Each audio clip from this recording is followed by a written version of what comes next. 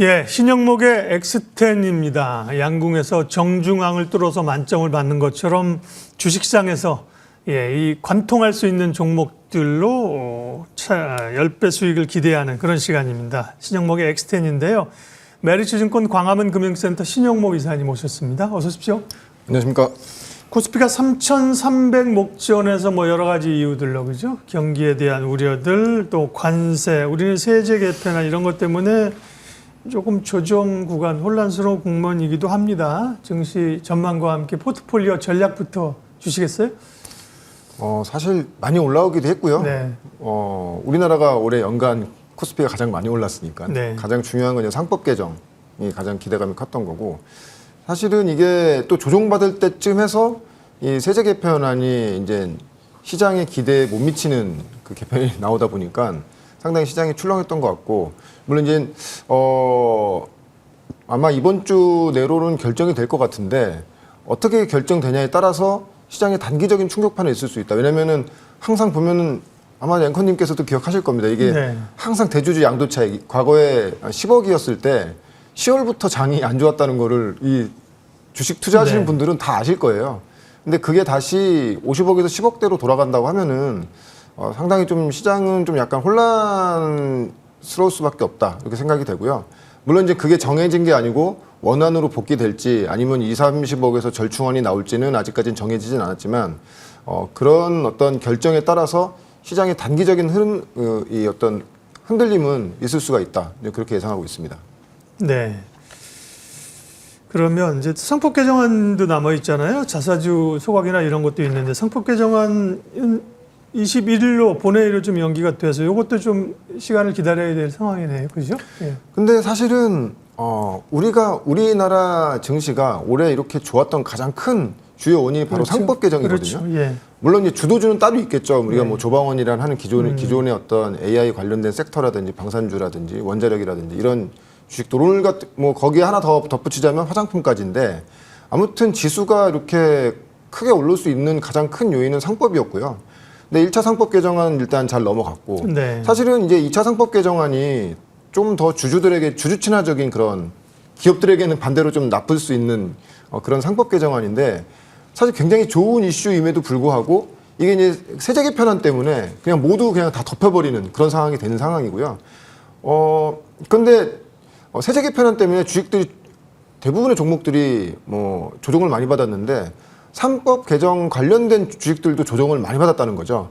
근데 만약에 이거는 그냥 저희 개인적인 예상입니다. 지금 세법 개정안이 세제 개편안이 이렇게 나와서 어떤 시장의 민심이 이렇게 떨어진 와중에 상법 개정안까지도 2차 상법 개정안까지도 후퇴하는 아니면은 연기하는 이런 흐름이 나온다고 하면은 과연 지금 이재명 대통령이 주장했던 코스피 5천이 갈 수 있을까 하는 시장의 의구심이 생길 것 같고요. 그렇게 된다고 하면은 당연히 상법 개정안은 기존대로 되지 않겠는가라고 생각했을 때, 지금 구간에서 지주사들도 최근에 세제 개편안 때문에 조정을 많이 받았거든요. 그럼 지주사 관련된 종목도 우리가 관심을 많이 가지고 있습니다. 금융주도 그렇고. 맞습니다. 금융주뿐만이 아니고 증권주도. 그래서 맞아요.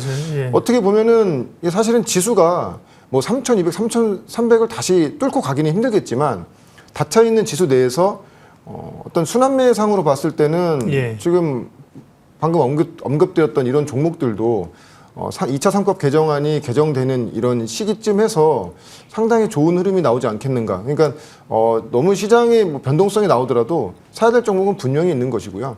그리고 좀 큰 틀으로 본다고 하면은 세제 개편안이 혹시 이 시장의 어떤 기대치에 부응하지 못한다고 하더라도 이 전체적인 큰 시장의 기조, 그러니까 이 시장의 큰 흐름으로 우리가 이제 3천, 4천까지 가는 네. 이런 흐름은 여전히 유지될 거라고 저는 예상하고 있습니다. 네. 대주주 양도세 기준은 50억에서 10억으로 내린다는 그 방침이 시장에 거센 반발을 받고 있는데요. 20억이나 30억으로 일부 조정. 이거는 매우 영어 표현을 쓰겠습니다. 한글로 표현하면 너무 심하기 때문에 스튜피드한, 풀리시한 결정이죠. 네, 맞습니다. 그 중간에서 어디서 하는 거는요. 맞습니다. 정말 시장에 엄청난 실망감. 맞습니다. 막말로 안 가던가 가려면 50억으로 가야 되는 거죠. 다시, 맞습니다. 그죠? 그런 결정을 하리라고 저는 생각합니다. 동의 안 하십니까?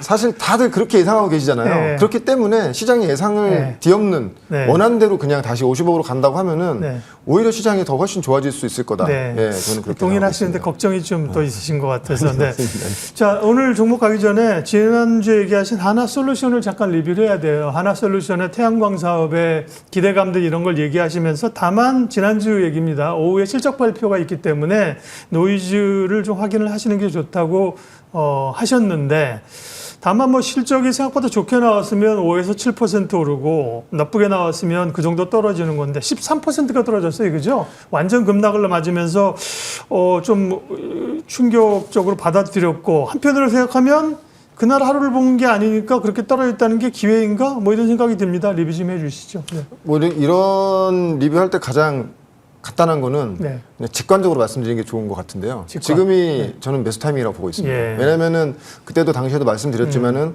실적으로 확인하셔라. 왜냐면은 변동성이 심해질 수 있기 때문에 말씀을 드렸고, 지금 예상 실적이 원래 컨센이 뭐 1,300억 이상 나오기로 했지만, 물론 이제 증권사마다 틀려요. 한 1,200억까지 예상한 곳도 있고. 예. 근데 뭐 1,000억이 나와서 이것 때문에 지금 쇼크 때문에 빠진 건 아니고요.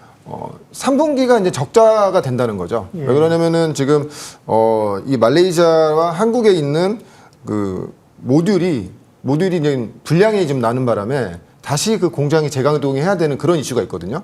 이게 지금 아마 그 이벤트가 7월에서 8월에 있습니다. 그러다 보니까 그러면 지금 7월, 8월이 직격탄을 맞는 거기 때문에 왜냐면 공장 재가동해야 되고 그럼 거기에 고정비 들어가고 기존에 이제 불량품 또 다 이제 감가상각 다 처리해야 되는 이런 상황이 된다고 하면은 그러니까 이제 적자가 나온다는 거죠. 근데 주식은 항상 말씀드리지만 올라가는 주식도 선반영, 빠지는 주식도 그만큼 기대치로 선반영이 된다는 것입니다. 그러니까 최근에 주가가 그 실적 발표 대비했을 때 거의 한 20% 정도, 뭐 20% 정도 빠진 것 같아요. 15%에서 20% 정도 빠진 것 같은데 그러면 그건 다 선반영 됐다.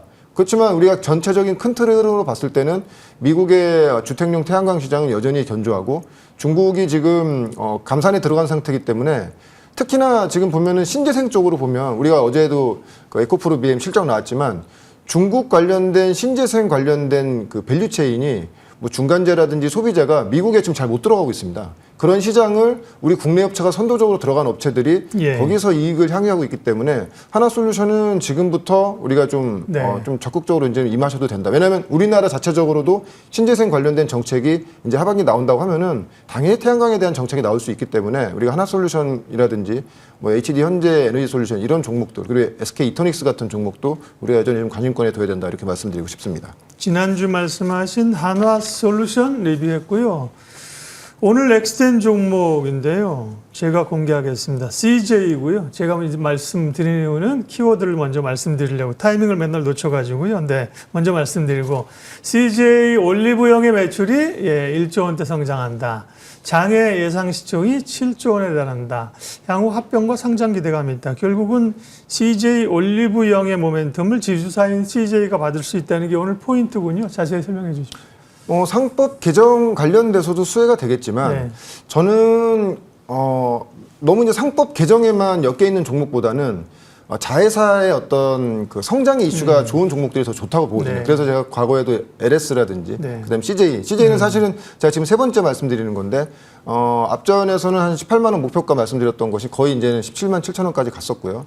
지금 최근에 보면 서두에도 말씀드렸다시피 상법 개정안 관련돼서 이런 종목들이 지금 세제 개편안 때문에 주가 조정을 많이 받은 상태이기 때문에 CJ도 지금부터는 우리가 적극적으로 봐야 된다. 왜냐하면 오늘도 지금 보시면 아시겠지만 APR이 오늘 실적 발표를 하면서 급등했지 않습니까? 네. 그러니까 화장품은 어떤 뭐 오프라인이든 온라인이든 간에 뭐 너무나 지금 좋은 상황인 거죠. 그리고 최근에 보면은 CJ 올리브영도 아직 해외 진출이 제대로 되고 있지 않지만 국내 부분에서도 그렇고 굉장히 성장이 가파르게 올라가고 있기 때문에 뭐 장표 보시면 지금 화면 준비된 화면 보여주시면 알겠지만 지금 CJ 올리브영 그러니까 CJ의 주주분포도가 아니고 CJ 올리브영의 주주분포도입니다. 보시면 아시겠지만은 자사주가 한 22%가 있고요.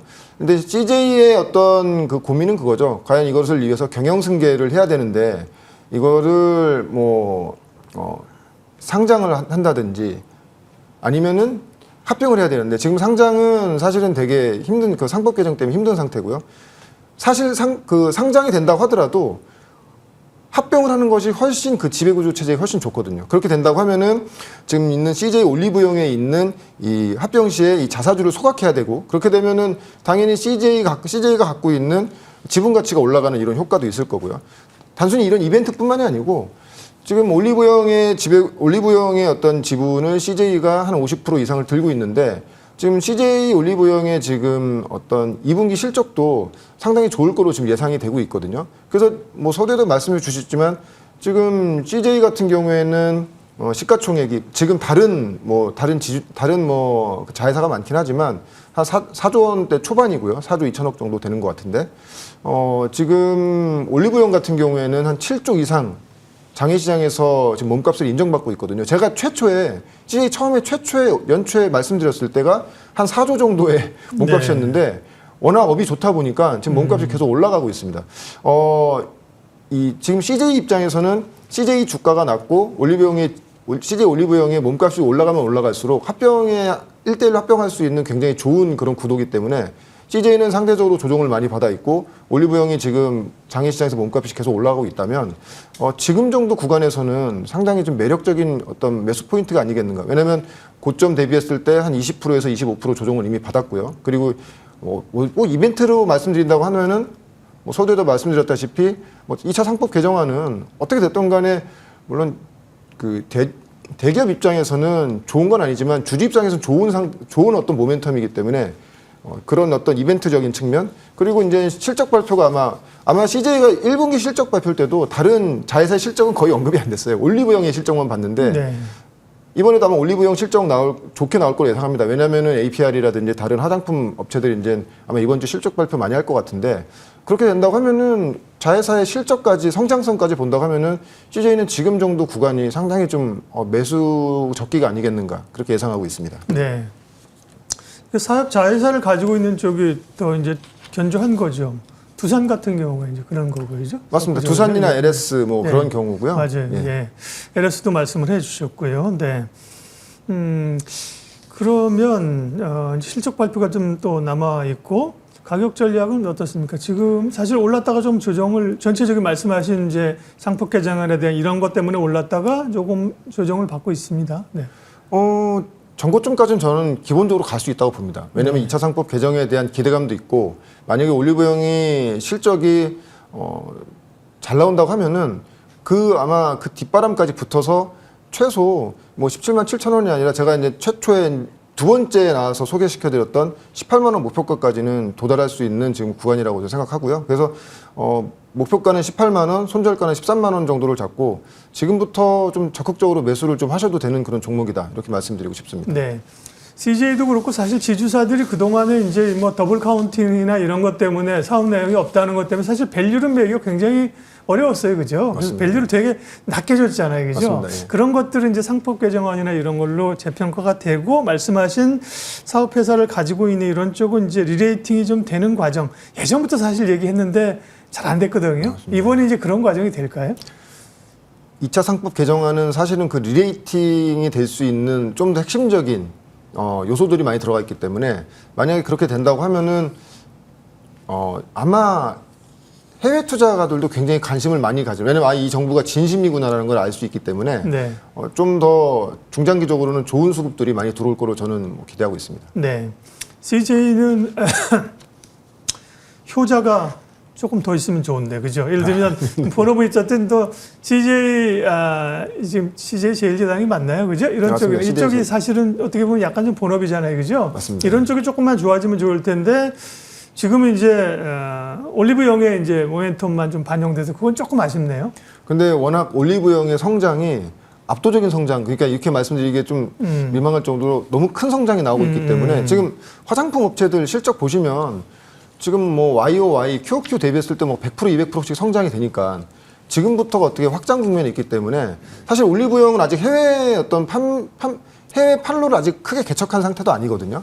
해외권까지 만약에 확장세를 본다고 하면은 CJ는 그렇죠. 이제는 올리브영이다 이렇게 얘기할 정도로 앞으로는 좀 판도가 바뀌지 않겠는가 그렇게 예상하고 있습니다. CJ 제1제당이 이제 만두 이런 거 잘 될 때 미국 진출 많이 했잖아요, 그죠? 맞습니다. 그런데 뭐 외국 스타들이나 오게 되면 뭐 메이저리그 부인들 다 올리브영 올영 가지 않습니까? 이게 맞습니다. 이제 해외 진출 간다고 하면 내부적으로 계획이 있는지 모르겠습니다만 그런 것들이 중요한 모멘텀이 될 수 있겠네요.